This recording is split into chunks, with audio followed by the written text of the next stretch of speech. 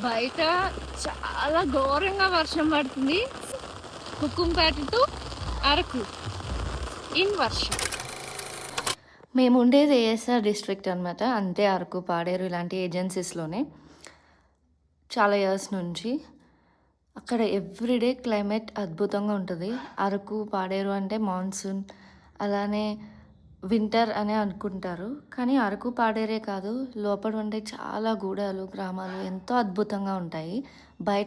బయట ప్రపంచానికి తెలియకపోవడం వల్ల ఇంకా ప్రశాంతంగా ఉన్నాయి. గ్రీనరీతో చాలా బ్యూటిఫుల్‌గా ఉంటది. ఇన్‌ఫ్యాక్ట్ సమ్మర్ అనేది మాకు అసలు తెలీదనమాట.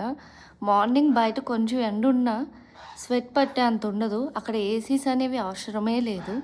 సో, నేనున్న ఈ 3 ఇయర్స్‌లో ఏసీ వాడిందే లేదు అక్కడ. సో, సిటీస్‌లో ఉన్నప్పుడు ఐ మీన్ మా దగ్గర ఉన్నప్పుడు ఏసీస్ లేకపోతే ఉండలేకపోయేవాళ్ళం. So, such a beautiful climate ఉంటుంది. సో, ఏఎస్ఆర్ మొత్తం అలానే ఉంటుంది.